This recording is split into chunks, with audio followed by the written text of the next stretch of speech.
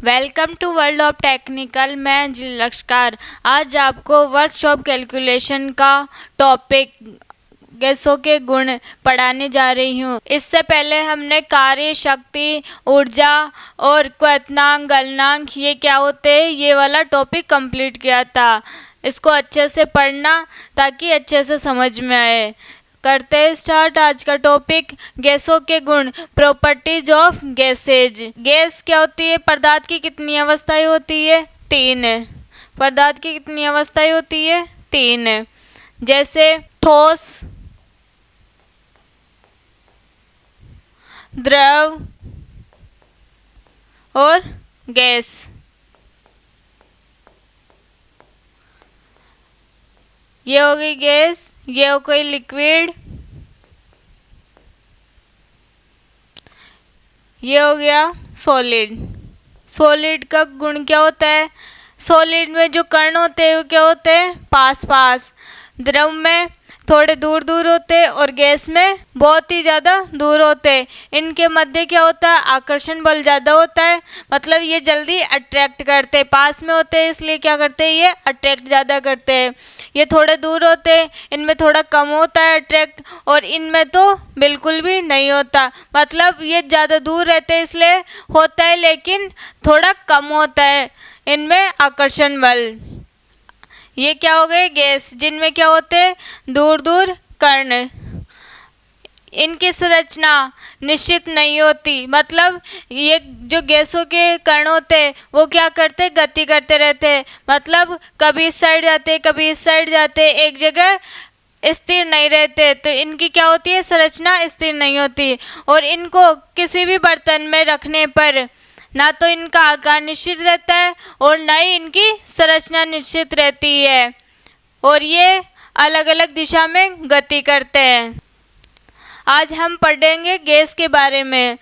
गैसों का आकार और आयतन निश्चित नहीं होता है। वे जिस बर्तन में रखी जाती है उनका आकार और आयतन ग्रहण कर लेती है, मतलब ना तो इनका आकार निश्चित रहता है और ना इनका आयतन निश्चित रहता है। जैसे या तो इस बर्तन में डालो, चाहे इससे बड़े वाले बर्तन में डालो, जिस बर्तन में डालेंगे गैस को वो उसी का आकार ग्रहण कर लेती है। गैसें संपीड़ित होती है, यानी दबाने पर उनकी मात्रा कम हो जाती है। अगर गैसों को ऐसे नीचे दबाव लगाएंगे तो क्या हो जाएगी? ये संपीड़ित, मतलब ये नीचे इस दबाव लगाने की वजह से कहाँ चली जाएगी? ये नीचे। इसी को क्या बोलते हैं? गैसें संपीड़ित होती है। गैसों के अणु लगातार गति करते रहते हैं, क्योंकि ये निश्चित आकार में नहीं रहते इसलिए क्या करते हैं? ये गति करते रहते हैं, और ये आसानी से किसी भी दिशा में प्रवाह कर सकते हैं। और गैसों में कोई संरचना निश्चित नहीं होती है। ये क्या है? गैसों के गुण है।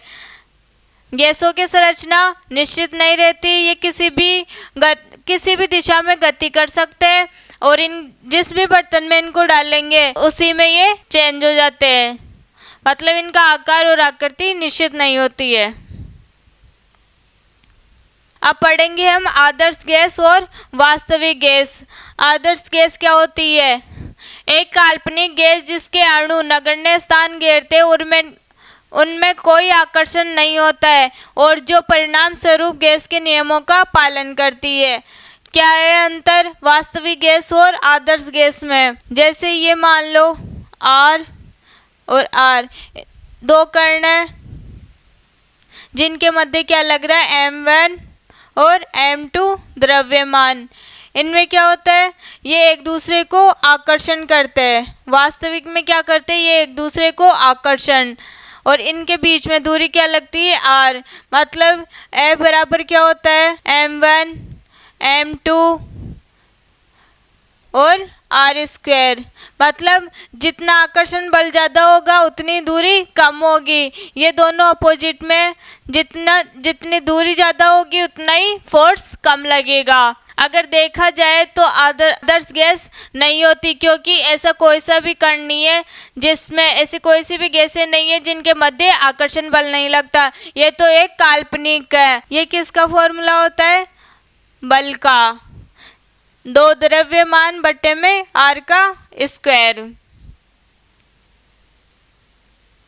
कभी कभी कम दाब पर, मतलब अगर दाब कम लगाए गैसों पर और वास्तविक गैसों को अगर टेम्परेचर ज़्यादा दे और दाब कम दे, तब क्या हो जाती है, जो वास्तविक गैसें है वो किसकी तरह व्यवहार करने लग जाती है, आदर्श गैस की तरह। क्या करना है, कम दाब लगाए मतलब लो प्रेशर लगाए और अधिक टेम्परेचर लगाए, तो हाई टेम्परेचर पर क्या हो जाता है, जो वास्तविक गैस है वो किसकी तरह व्यवहार करती है, आदर्श गैस की तरह। आदर्श गैस को क्या बोलते हैं, आइडल गैस, और वास्तविक गैस को क्या बोलते हैं, रियल गैस। अब आदर्श गैस का समीकरण क्या होता है, PV बराबर nRT। P को क्या बोलते हैं, ये क्या होता है, दबाव, गैसों का दाब। P क्या होता है, गैसों का दाब। V क्या होता है, गैसों का आयतन। N क्या होती है, मोलों की संख्या। R क्या होता है, एक नियतांक। इसका मान कितना होता है, 8.314 जूल पर केल्विन मोल। और टेम्परेचर, T का मतलब क्या है, यहाँ पर टेम्परेचर क्या है, ये गैसों का टेम्परेचर, तापमान। R को क्या बोलते हैं, सार्वभौमिक नियतांक गैस, जो कि एक नियतांक है। अब एक होता है PV बराबर mRT। M का मतलब क्या है, यहाँ पर गुणधर्मिक गैस नियतांक। ये तो है सार्वभौमिक, इसका मान हमेशा फिक्स रहता है, और ये क्या है, एक गुणधर्मिक गैस नियतांक। अब ये फॉर्मूला कैसे निकला आदर्श गैस का, इसके नियम देखते, बॉयल का नियम, चार्ल्स का नियम, गै-लुसेक का नियम और आवोगाद्रो का नियम। इनसे क्या निकलता है, आदर्श गैस का समीकरण। गैसों के नियम, बॉयल का नियम क्या कहता है, स्थिर तापमान पर जो प्रेशर रहता है, दाब, वो किसके व्युत्क्रमानुपाती रहता है, आयतन के। स्थिर तापमान पर दाब किसके व्युत्क्रमानुपाती रहेगा, आयतन के। मतलब P क्या होता है, दाब, किसके व्युत्क्रमानुपाती रहेगा, 1/V के। किसके रहता है ये, दाब व्युत्क्रमानुपाती है आयतन के। अगर इस साइन को हटाएंगे व्युत्क्रमानुपाती का, तो यहाँ कितना आ जाएगा, बराबर C/V। C क्या है यहाँ पर, नियतांक। C क्या है, नियतांक, और P क्या है यहाँ पर, दाब। V क्या है यहाँ पर, गैसों का आयतन। बॉयल का नियम यही है, यह एक नियम है जो बताता है कि एक आदर्श गैस के लिए दिए गए द्रव्यमान का दाब क्या है, दाब स्थिर तापमान पर क्या स्थिर होना चाहिए, तापमान इसके आयतन के व्युत्क्रमानुपाती होता है। जब समानुपाती बोलते हैं तब तो क्या करते हैं, बराबर में लिखते हैं इस साइड, और जब व्युत्क्रमानुपाती बोलता है तो वो किस में चला जाता है, अपॉन में। तो ये क्या हो जाएगा, P व्युत्क्रमानुपाती 1/V। यहाँ से इसका साइन हटाएंगे तो ये क्या आ जाएगा, C क्या है यहाँ पर, नियतांक। इसको देते हैं समीकरण नंबर 1। जैसे देखते हैं इसमें बॉयल्स का नियम, इसमें क्या है, टेम्परेचर स्थिर है, लेकिन जो प्रेशर है वो ऊपर से प्रेशर लग रहा है, तो ये क्या कर रहा है, ऐसे मूवमेंट कर रहा है। क्या लगा रहे हैं इस पर, दाब, तो गैसें क्या कर रही है, मूवमेंट। इसका डायग्राम कैसे होगा, P और V के बीच में जैसे जैसे प्रेशर बढ़ेगा वैसे वैसे जो वॉल्यूम है उसका मान भी चेंज होता जाएगा। मतलब V और P के बीच में क्या होगा, जब ये बढ़ेगी तो ये घटेगी, और ये घटेगी तो ये क्या होगी, बढ़ेगी। इसका डायग्राम कैसे आ जाएगा, V और P के बीच में, इसको बढ़ाएंगे तो ये क्या होगी, घटेगी, क्योंकि ये क्या है, दोनों अपोजिट में।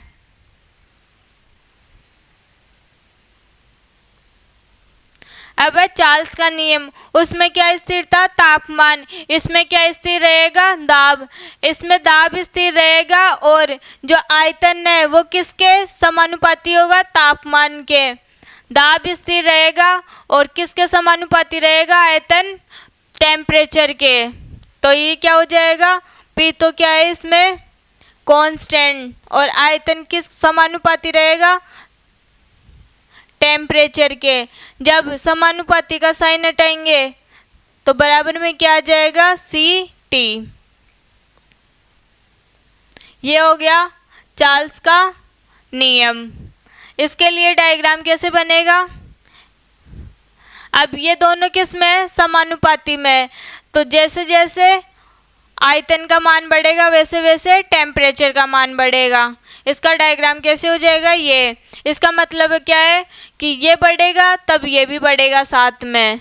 जैसे इसमें डायग्राम में देखते हैं, इसमें क्या स्थिर है? दाब। अब क्या चल रहा है? इसमें टेम्परेचर चेंज हो रहा है। तो यहाँ क्या हो जाएगा? जैसे जैसे टेम्परेचर चेंज होगा वैसे वैसे आयतन का मान भी चेंज हो जाएगा इसमें।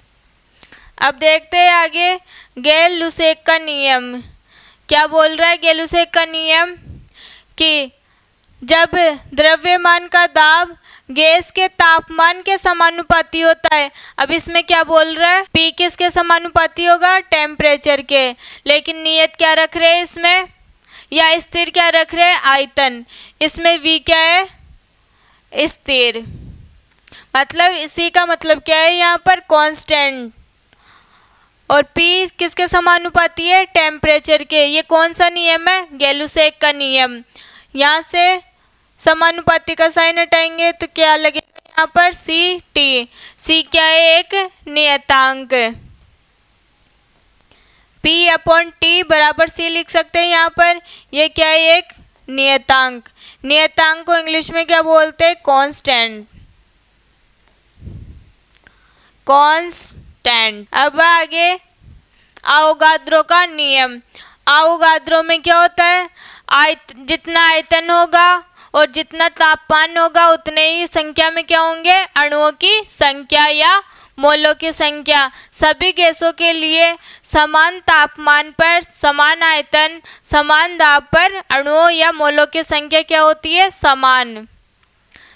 जैसे V बराबर टी, टी बराबर एन, एन क्या है यहाँ पर? अणुओं की संख्या। अब इन सबको मिलाकर आदर्श गैस समीकरण बनाया गया है। आदर्श गैस समीकरण कैसे निकलेगा? सबसे आदर्श गैस समीकरण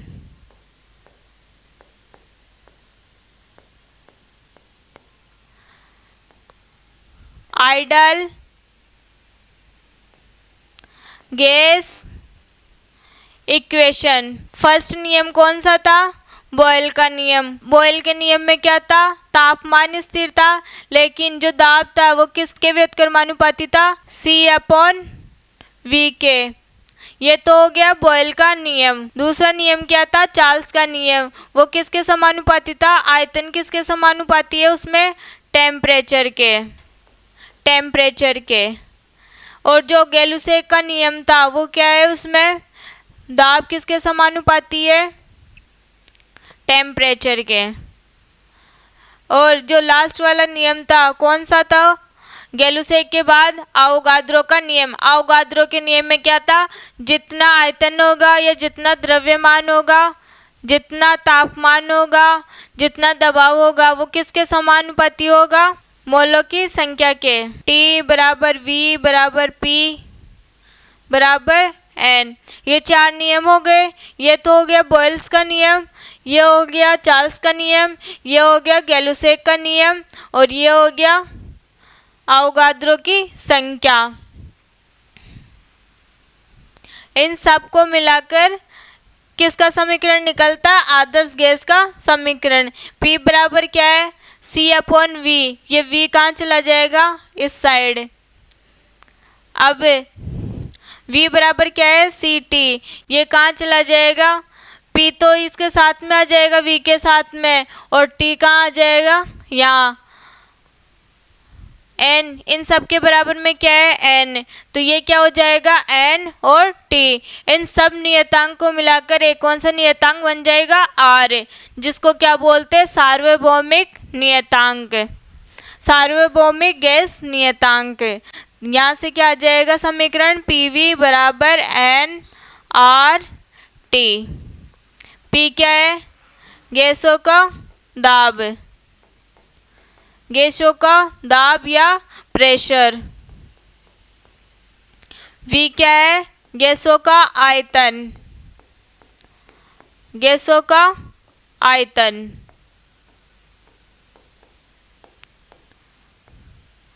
N क्या है यहाँ पर, मोलों की संख्या।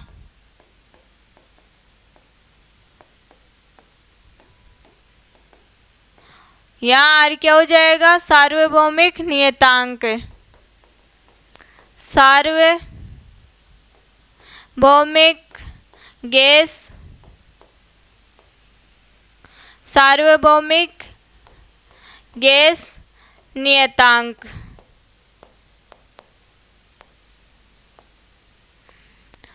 T क्या है यहाँ पर, टेम्परेचर, गैसों का तापमान।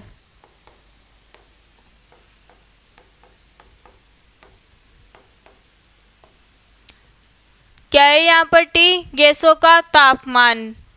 ये निकल गया आदर्श गैस का समीकरण। इसमें आज अपन क्या क्या पढ़े, गैसों के बारे में, गैसों के नियम कौन कौन से होते हैं, और वास्तविक गैस और आदर्श गैस में क्या अंतर होता है, क्या पढ़े। सबसे पहले तो गैसों के गुण, गैस क्या होती है, और पदार्थ के कण, जो पदार्थ की अवस्था होती है वो कितने प्रकार की होती है, 3, ठोस, द्रव, गैस। इसमें क्या गैसों के क्या क्या गुण होते हैं, जो ठोस होते हैं उनके आकार और आकृति दोनों निश्चित रहती है और वो गति नहीं करते, मतलब गैसों की तरह गति नहीं करते। वो किससे बंधे हुए रहते हैं, आकर्षण बल से, अंतराण्विक आकर्षण बल से। द्रवों में अंतराण्विक आकर्षण बल थोड़ा कम लगता है ठोस की अपेक्षा।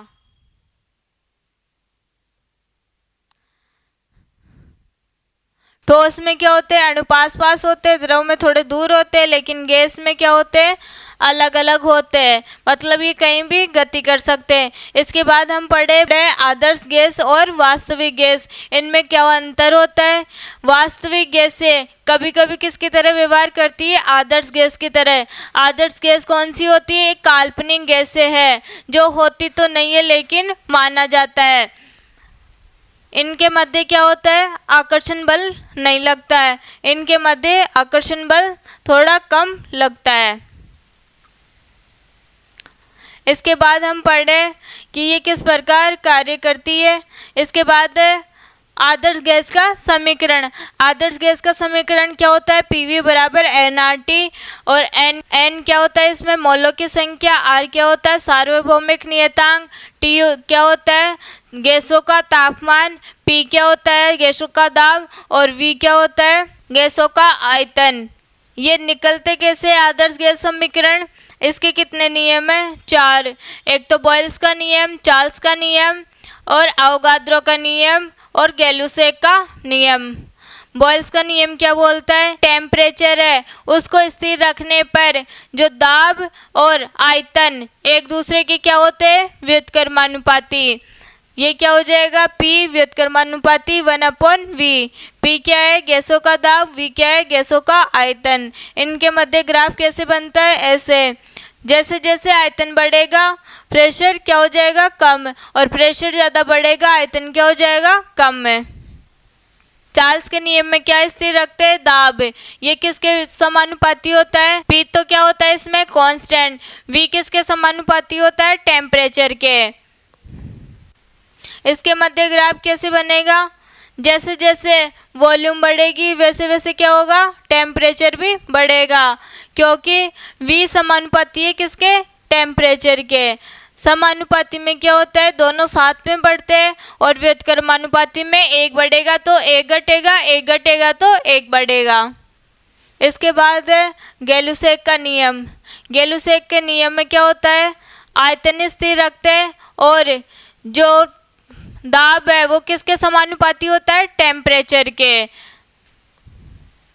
यह आ गया इसमें। अवोगाद्रो संख्या में क्या होता है, जो अवोगाद्रो संख्या है उस अवोगाद्रो का नियम क्या बोलता है? जितना तापमान होगा, जितना आयतन होगा, उतनी संख्या में क्या होंगे? मोलों की संख्या या अणुओं की संख्या। इसके बाद हमने इन चारों नियम से क्या निकालना है? गैस का, आदर्श गैस का समीकरण, आइडियल गैस इक्वेशन। कैसे निकलती है ये 4 नियम है। P बराबर है CV, C upon V, V बराबर है CT, P बराबर है CT और T बराबर VPN।